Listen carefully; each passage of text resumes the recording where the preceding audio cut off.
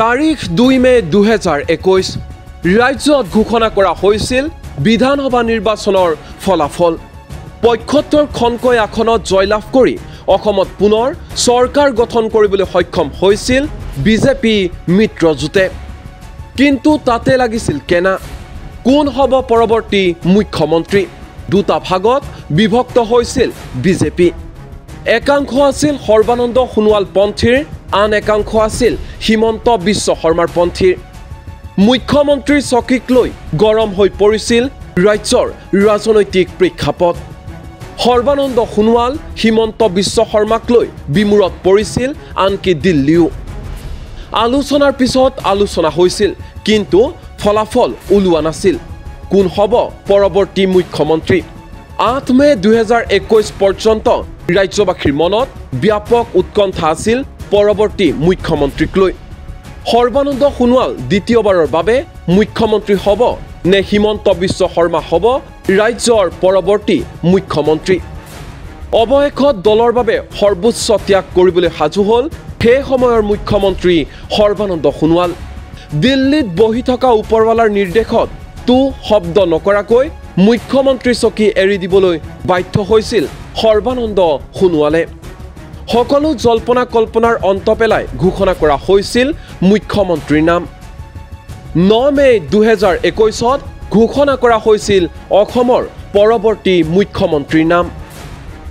সৰ্বানন্দ সোণোৱালক আঁতৰাই মুখ্যমন্ত্ৰী গাদীত বহিছিল ডক্টৰ হিমন্ত বিশ্ব শৰ্মা। আহিছে আহিছে হিমন্ত আহিছে আশাৰে বতৰালৈ, উৰা দে পকাই দিওঁ ওলাই যাওঁ বাটলৈ সঁহাৰি দিবলৈ। অসমৰ নতুন মুখ্যমন্ত্ৰী ডক্টৰ হিমন্ত বিশ্ব শৰ্মা। আহিছে আহিছে হিমন্ত আহিছে আশাৰে বতৰালৈ, উৰা দে পকাই দিওঁ ওলাই যাওঁ বাটলৈ সঁহাৰি দিবলৈ।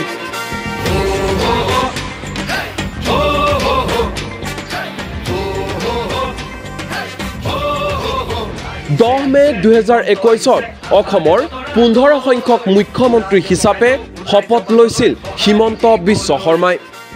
শ্ৰী হিমন্ত বিশ্ব শৰ্মাই ঈশ্বৰৰ নামত শপত খাই কওঁ যে বিধিৰ দ্বাৰা স্থাপিত ভাৰতৰ সংবিধানৰ প্ৰতি মই প্ৰকৃত বিশ্বাস আৰু আনুগত্য পোষণ কৰিম।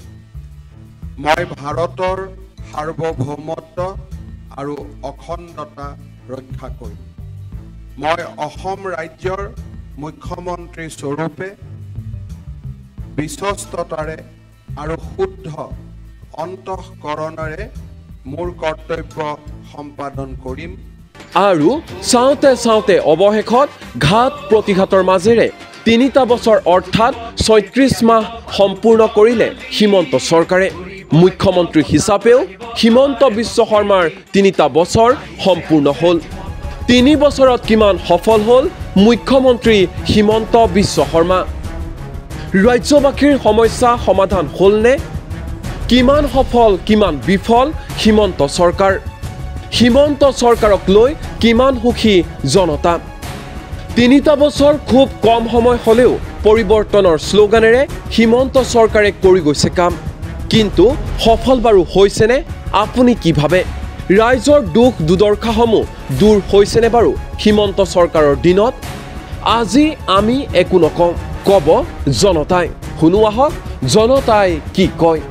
মোটামুটি কামটোতো মোটামুটি হৈছে, আমাৰ কামটোৱে লাগে মেইন, সেইটোৱে উন্নয়ন হৈছে। হয়, যদি আমি তেখেতৰ কাম কাজক লৈ আপোনাক 10 নম্বৰ দিওঁ, 10 নম্বৰৰ ভিতৰত আপুনি কিমান নম্বৰ দিব?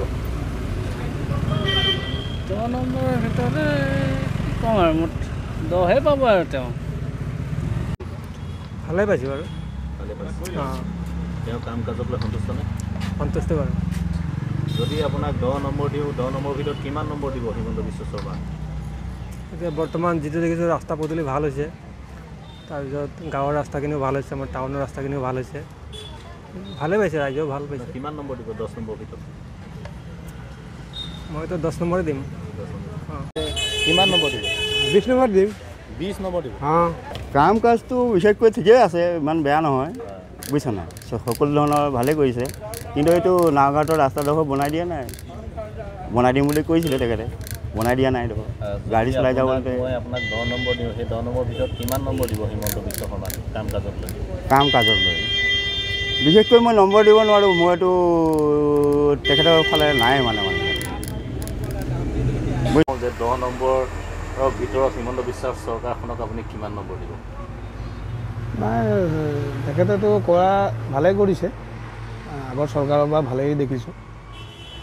নম্বৰ হিচাপে যদি সোধে মইতো নম্বৰ 1 দিম তেখেতক, মানে ভাল। মানে নহয় 10 নম্বৰৰ ভিতৰত কিমান নম্বৰ দিব? 10 দিম মই পাৰিলে আৰু যদি দিয়ে বোলে মই তেখেতক আৰুৱে দিম। নম্বৰ হিচাপেতো ক'ব নোৱাৰিম, যিহেতু দেখা গৈছে যে ডক্টৰ হিমন্ত বিশ্ব শৰ্মাৰ নেতৃত্বাধীন যিখন ৰাজ্য চৰকাৰ, তেওঁলোকৰ কাৰ্যকালত আমি যথেষ্ট সংখ্যক কাম হোৱা দেখিছোঁ। ৰাস্তা পথকে ধৰি বিভিন্ন ধৰণৰ কাম হোৱা আমি দেখিছোঁ। সেইখিনি চাবলৈ গ'লে আমি তেওঁক আচলতে কিছু কামৰ প্ৰশংসা কৰিবও লাগিব। আৰু তাৰ মাজতে কিন্তু ক'ব লাগিব যে আমাৰ দৰে যিসমূহ নিম্ন শ্ৰেণী আছে, মধ্যবিত্ত বা আমাৰ দৰে যিসমূহ খাটি খোৱা বা নিম্ন শ্ৰেণীৰ লোক আছে, তেওঁলোকৰ কাৰণে কিন্তু মূল্য বৃদ্ধিটো এটা ভয়ংকৰ মানে ৰূপ লৈছে বুলি ক'ব লাগিব। আজিৰ তাৰিখত যদি আপুনি চাবলৈ যায়, অত্যাৱশ্যকীয় সামগ্ৰীকে ধৰি যিসমূহ আমাৰ দৈনন্দিন আমি ঘৰত যিসমূহ প্ৰয়োজনীয় আমাৰ খাদ্য সামগ্ৰী যিসমূহ লাগে, দৈনন্দিন সামগ্ৰীসমূহৰ দাম কিন্তু দিনক দিনে বৃদ্ধি পাইছে। ই কিন্তু আমাৰ খাটি খোৱা আৰু আটাইতকৈ আমাৰ তলশ্ৰেণীৰ ৰাইজৰ কাৰণে আটাইতকৈ ভয়াৱহ সমস্যা হৈছে। কিন্তু এই মূল্য বৃদ্ধি ৰোধ কৰাৰ ক্ষেত্ৰত আমি দেখিবলৈ পাইছোঁ, নিৰ্বাচনৰ আগৰ আৰু এতিয়া নিৰ্বাচনৰ পিছত কিন্তু মূল্য বৃদ্ধি ৰোধ কৰাৰ ক্ষেত্ৰত কিন্তু ৰাজ্য চৰকাৰখন যে সম্পূৰ্ণৰূপে ব্যৰ্থ হৈছে, এই কথাটো স্বীকাৰ কৰিব লাগিব। তেতিয়াহে আচলতে এই চৰকাৰখনৰ আমাৰ হিমন্ত বিশ্ব শৰ্মাৰ নেতৃত্বাধীন যিখন ৰাজ্য চৰকাৰ আছে, এই চৰকাৰখনক আচলতে আপুনি যিটো কথা সুধিছে 10ৰ পৰা আমি কিমান নম্বৰ দিব পাৰিম, এই 10ৰ পৰা 10 নম্বৰে তেতিয়া আমি দিবলৈ সক্ষম হ'ম। নহয় চাওক, এতিয়া কথা হ'ল কি, হিমন্ত চৰকাৰ যদিও আজি 3টা বছৰ সম্পূৰ্ণ হ'ল, কিন্তু আজি 8 বছৰ আগতে কংগ্ৰেছৰ অপশাসনৰ প্ৰতি অতিষ্ঠ হৈ মানুহে অসমত বিজেপিক শাসনৰ বাঘজৰি ধৰাইছিলে। কিন্তু এতিয়া কথা হ'ল কি, হিমন্ত চৰকাৰে উন্নয়ন কৰিছে বুলি ক'বলৈ গ'লে আমি উন্নয়নৰ একোৱে উন্নয়ন দেখা নাই, কাৰণ সামগ্ৰিক উন্নয়ন হোৱা নাইতো। সামগ্ৰিক উন্নয়ন হ'বলৈ হ'লে মানে এতিয়া কথা হ'ল কি, কোনোবা দুখীয়া মানুহক দিছে 5 কেজি চাউল, আৰু কিন্তু ধনী মানুহৰ ঘৰৰ ছোৱালীজনীক দিছে স্কুটি। সেইটো সামগ্ৰিক উন্নয়ন নহয়। সামগ্ৰিক উন্নয়ন হ'বলৈ হ'লে সকলোৱে পাব লাগিব, তেতিয়াহে সামগ্ৰিক উন্নয়ন হ'ব। আৰু দ্বিতীয় কথা হ'ল কি, এতিয়া যিহেতু বয় বস্তুৰ যিটো দাম, বস্তুৰ মূল্য বৃদ্ধি যিটো মানে মানুহক জুৰুলা কৰিছে, আকৌ মানে কি বিশেষকৈ জীৱনদায়িনী ঔষধৰ পৰা আদি কৰি সকলো বস্তু যিটো দাম, দুখীয়া মানুহৰ মানে কি বহুত অসুবিধাত পৰিছে। গতিকে হিমন্ত বিশ্ব শৰ্মা চৰকাৰৰ তেনেকৈ নম্বৰ দিবলৈ বুলি নাই। কাৰণ এতিয়া কি বুলি ক'ব আপুনি, নম্বৰ হিচাপে দিবলৈ গ'লে 50 দিবনে 10 দিবনে কি, মানে কি মই একো নিৰ্ধাৰণ কৰিব নোৱাৰোঁ। এইখিনিতে আজি অসম বিজেপি চৰকাৰখনৰ 3 বছৰ সম্পূৰ্ণ হৈছে, আৰু এই ক্ষেত্ৰত তেখেতৰ সফল বিফলৰ সন্দৰ্ভত মই ক'ব বিচাৰিম, তেওঁ সম্পূৰ্ণ সফল হৈছে বুলি মই নাভাবোঁ কথাটো। যিহেতু এতিয়াও বহুত সমস্যা আছে, যিখিনি তেওঁলোকে পৰিকল্পনা লৈছিলে, যিদৰে কাম কৰিম বুলি তেওঁলোকৰ কাৰ্যকালত ঘোষণা কৰিছিলে, সেইখিনি কাম এতিয়াও সম্পূৰ্ণ হৈ উঠা নাই। আৰু আমি দেখা পাইছোঁ আমাৰ ৰাস্তা ঘাট বহুত ঠাইত বনাইছে যদিও আমাৰ অঞ্চলটোত এতিয়াও কিছুমান ঠাই আছে য'ত মানে আজিও সেইবিলাক আধৰুৱা হৈয়ে আছে। যেনেকৈ মই গেলেকী অঞ্চলৰ মানুহ, আমাৰ গেলেকী অঞ্চলৰ এতিয়া আমাৰ খেলপথাৰখন বা আমাৰ আশে পাশে থকা নাট্য মন্দিৰৰ কাষত যিকেইটা অনুষ্ঠান আছে, 2খন স্কুল আছে, সেই ঠাইবিলাকত আজিও আমাৰ উন্নয়ন হোৱা নাই। তো এই ক্ষেত্ৰত তেওঁলোকৰ চৰকাৰখনক মই কিমান নম্বৰ দিম, আৰু 5 দিব পাৰি। মূল্যবৃদ্ধিৰ ওপৰত কি ক'ব? এই মূল্যবৃদ্ধিৰ কাৰণেতো মই মানে কৈছোঁ, মূল্যবৃদ্ধিটো ৰোধ কৰিবলৈ তেওঁলোকে চেষ্টা কৰিব লাগিছে। কেলৈ, সৰ্বসাধাৰণ মানুহৰ যথেষ্ট অসুবিধা হৈছে। বজাৰত গ'লে আপোনাৰ মানে চকুৰ কপালত উঠিব, বস্তু ইমান দাম হৈছে। আৰু সাধাৰণ খাটি খোৱা মানুহৰ যি 400 টকা দিন হাজিৰা কৰি পায় বা কোনোবাই 300 পায়, সেই টকাকেইটাৰে সেই শাক পাচলি বা অন্য কিবা এটা বস্তু কিনিলে এটা চাউল কিনিবলৈ পইচা হয়। আধা সংখ্যক সফল হৈছে। মই সেইকাৰণে এই 5 নম্বৰে দিব বিচাৰিছোঁ। সাধাৰণ নাগৰিক হিচাপে এটা কথা ক'ব বিচাৰিম ভাল কামৰ যদি আপুনি তেওঁলোকৰ ভাল কামৰ যদি মোক উদাহৰণ দিবলৈ যায়, মই এটাই ক'ম যে অসমীয়া মানুহক খিলঞ্জীয়া মানুহক যি ভূমিপট্টা দিয়াৰ তেওঁলোকে ব্যৱস্থা কৰিলে, এইটো এটা ভাল কাম হয়। তাৰ বাদেতো সাধাৰণ নাগৰিক হিচাপে কোনো ৰাজনীতিৰ লগত জড়িত ব্যক্তি নোহোৱা সত্ত্বেও ভাল কামৰ বৰ বিশেষ উদাহৰণ মই মোৰ চকুত পৰা নাই। প্ৰথম কথা, আমাক সাধাৰণতে আমাৰ দুখীয়া শ্ৰেণীৰ মানুহখিনিৰ কাৰণে আমাক লাগে কি খাদ্য। প্ৰথম বস্তু আমাৰ ন্যূনতম বেছিক নিড খাদ্য। কিন্তু খাদ্য বস্তুৰ যিটো মূল্য বৃদ্ধি, আকাশলংঘী মূল্য বৃদ্ধি আজি কি ধৰণে বৃদ্ধি পাইছে আপুনি মই সকলোৱে জানো। আগতে আমাৰ দেউতাহঁতে বজাৰলৈ 100 টকা লৈ গ'লে গোটেই মোনা ভৰ্তি কৰি বজাৰ কৰি আনিছে আমি সৰু থাকোঁতে। এতিয়া আপুনি 2000 টকা লৈ যাওক, আপোনাৰ মোনাটো আধা অংশও ভৰ্তি নহয়। আপুনি খেতিয়কে যি খেতি কৰিছে, খেতিৰ ফচলবিলাক বজাৰলৈ অহাৰ পিছত 3 গুণ 4 গুণ দাম বৃদ্ধি হৈছে। কৃষকে য'ত 5 টকা পায়, বজাৰত সেই বস্তুটো আমি 50 টকাত কিনিবলগীয়া হৈছে। গতিকে যোগান বিভাগৰ এইটো একেবাৰে তেওঁলোকৰ নিশকতীয়া অৱস্থা, তেওঁলোকৰ মন্ত্ৰীজন একেবাৰে নিশকতীয়া হ'ব লাগিব। গতিকে এনেকুৱা ধৰণৰ ব্যৱস্থা হৈছে। শিক্ষাৰ কথাটো কওক, আমাৰ এটা বেছিক নিড শিক্ষা আমাক লাগিব, কাৰণ দেশৰ প্ৰগতিৰ বাবে শিক্ষা অতি প্ৰয়োজনীয় বস্তু। কিন্তু প্ৰাথমিক শিক্ষাৰ পৰা মাধ্যমিক শিক্ষালৈকে তেওঁলোকৰ যিটো ব্যৱস্থা আমি এতিয়া দেখিলোঁ যে বিদ্যালয়বিলাক বন্ধ কৰি কেৱল মাত্ৰ তেওঁলোকে নিজে এখন বৃহৎ বিদ্যালয় খুলি তাৰ পৰা বা পুঁজিপতিক বিদ্যালয় খুলিবলৈ সুবিধা দি তাৰ পৰা কেৱল মাত্ৰ ব্যৱসায় কৰাৰহে আমি লক্ষণ দেখা পাইছোঁ, যাৰ বাবে আমাৰ দুখীয়া গাঁৱৰ ল'ৰা ছোৱালীবিলাকৰ যথেষ্ট অসুবিধাৰ সন্মুখীন হ'বলগীয়া আছে। চাকৰিৰ ক্ষেত্ৰত কৈছোঁ, সংস্থাপন বুলি ক'ম, কেৱল মাত্ৰ চাকৰি নহয়। 1 লাখ সংস্থাপন দিলোঁ বুলি কৈছে, সংখ্যাৰ ক্ষেত্ৰত 1 লাখ হ'ব পাৰে, কিন্তু আপুনি প্ৰকৃত যদি হিচাপটো কৰিবলৈ যায় তেতিয়াহ'লে খুব বেছি তাৰ আধা সংখ্যকহে চাকৰি পাইছে, কাৰণ কিছুমানৰ 2-3টা চাকৰি পাইছে, তেওঁলোকে এটাতহে কৰিছে, কিন্তু তেওঁলোকৰ নামবিলাক সেই 3টাতে অন্তৰ্ভুক্ত হৈছে। গতিকে হিচাপত তেওঁলোকৰ 1 লাখ হৈছে, কিন্তু প্ৰকৃততে 1 লাখ চাকৰি হোৱা নাই। আৰু চাকৰি 1 লাখ সৃষ্টি কৰি তেওঁলোকে নজিৰ সৃষ্টি কৰাৰ কোনো প্ৰয়োজন নাই। আমাৰ অসমখনত ইমান বেছি ৰিচোৰ্চেছ আছে, কিন্তু আমাৰ অসমীয়া খিলঞ্জীয়া আমাৰ নিজৰ ল'ৰা ছোৱালীবিলাকে ইয়াত কিমানজনে সংস্থাপন পায়। অসমৰ বাহিৰৰ পৰা বহিৰাজ্যৰ পৰা বনোৱা আনি তেওঁলোকে ইয়াত কাম কৰে। অসমৰ নিজৰ মানুহখিনিক একেবাৰে মাহীয়াৰ চকুৰে চোৱা যেন দেখিছে। উদ্যোগ প্ৰতিষ্ঠা কৰক, উদ্যোগ প্ৰতিষ্ঠা কৰি আমাৰ নিবনুৱা যুৱক যুৱতীসকলক প্ৰশিক্ষণ দিয়ক, তাৰপিছত তেওঁলোকক কামত খটুৱাওক, তাৰপিছত তেওঁলোকৰ কামৰ বিনিময়ত পইচা দিয়ক, যাতে তেওঁলোকে ঘৰখন চলি থাকিব পাৰে। আজি উজনি অসমৰ কথাই কওঁ, আমাৰ উজনি অসমত কয়লা পায়, তেল পায়, প্ৰাকৃতিক গেছ পায়, কিন্তু আপুনি আজি যদি লক্ষ্য কৰে কয়লা পোৱা, প্ৰাকৃতিক গেছ পোৱা আৰু এই তেল পোৱা কোনখন দেশ, কোনখন চহৰ আমাৰ নিচিনা দুখীয়া? প্ৰত্যেকখন দেশেই ধনী, তেওঁলোকৰ নিজৰ খিলঞ্জীয়া লোকসকল প্ৰত্যেকেই আৰ্থিকভাৱে স্বাৱলম্বী, কিন্তু আমাৰ তলতেই তেল আছে, আমাৰ তলৰ পৰাই খাহি মুহি লৈ গৈ আছে।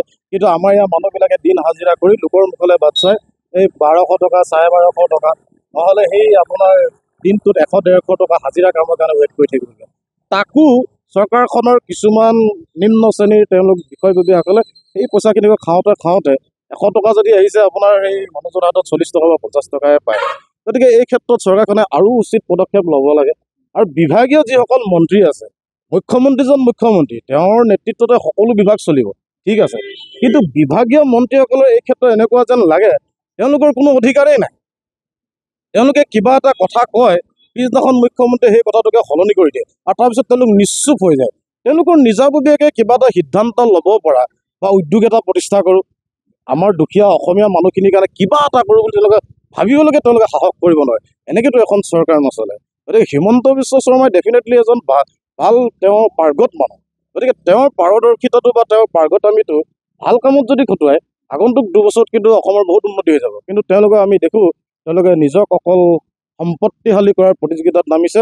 বৰ্তমান আজি আপুনি সাধাৰণ ভাৰতৰ নাগৰিক হিচাপে কি ক'ব যে কিমান দূৰ সফল, কিমান দূৰ বিফল চৰকাৰ?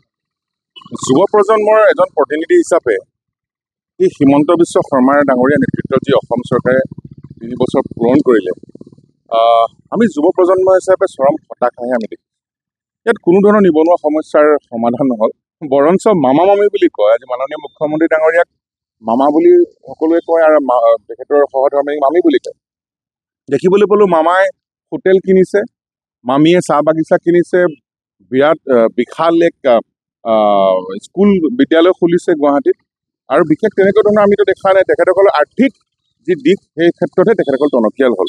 লগতে আমি দেখিবলৈ পালোঁ কেৱল মাত্ৰ হিন্দু মুছলমান আৰু আমি দেখিবলৈ পালোঁ কাঠ কয়লাৰ চিণ্ডিকেট কয়লাৰ কাৰণে তেখেতসকলৰ চৰকাৰ দুজন বিধায়কৰ মাজত যুদ্ধও হৈছে আমি এইখিনিয়ে দেখিবলৈ পালোঁ আমি বিশেষ যে কিবা যে অসমৰ ৰাইজৰ কাৰণে কিবা উন্নয়নমূলক কাম হ'ল বা যুৱ সমাজৰ কাৰণে উন্নয়নমূলক কাম হ'ল বা এমপ্লয়মেণ্ট জেনেৰেশ্যন হ'ল আমি কোনো ধৰণৰ আমি তাত দেখিব নাপালোঁ দ্বিতীয়তে আটাইতকৈ গুৰুত্বপূৰ্ণ কথা আজি অসমীয়া বিহু পাতিবলৈও কৰ দিব লাগে দহৰ ভিতৰত আচলতে অসম চৰকাৰখনে কাম নকৰা বুলি ক'ব নোৱাৰে কাম কৰিছে নিশ্চয় কৰিছে ডক্টৰ হিমন্ত বিশ্ব শৰ্মা ডাঙৰীয়াৰ নেতৃত্বত অসমত বিভিন্ন ধৰণৰ বাট পথৰ উন্নয়ন হৈছে বা ইতিমধ্যে গুৱাহাটীত আপোনালোকে দেখিছে আমিও দেখিছোঁ যে গুৱাহাটীত বিভিন্ন জাগাত মানে তেখেতসকলে পুৰণি সেতু নিৰ্মাণ কৰিছে বা তাত যান জঁটৰ কিছু সমস্যা সমাধান নোহোৱা বুলি ক'ব নোৱাৰি নিশ্চয় হৈছে এনেকুৱা ধৰণৰ কাম কাজ হৈছে কিন্তু অকল ৰাস্তা ঘাট বা পদূলি নিৰ্মাণ হ'লে এখন দেশৰ বা এখন ৰাজ্যৰ উন্নতি হোৱা বুলি ক'ব নোৱাৰি কাৰণ এই যেতিয়া দেশৰ নাগৰিক দুখীয়া যিখিনি নাগৰিক থাকিব বা দৰিদ্ৰ সীমা ৰেখাৰ তলত যিখিনি মানুহ থাকিব সেই মানুহখিনি যেতিয়া দৰিদ্ৰ ৰেখাৰ পৰা উঠি আহি তেখেতসকলে উন্নয়ন সাধিব পাৰিব তেখেতসকলৰ উন্নয়ন হ'ব তেখেতৰ আৰ্থিকভাৱে তেখেতৰ সচ্ছল হ'ব তেতিয়াহে ক'ব পাৰি যে এখন ৰাজ্যৰ উন্নয়ন সাধন হৈছে বুলি আমি অনুভৱ কৰিব পাৰোঁ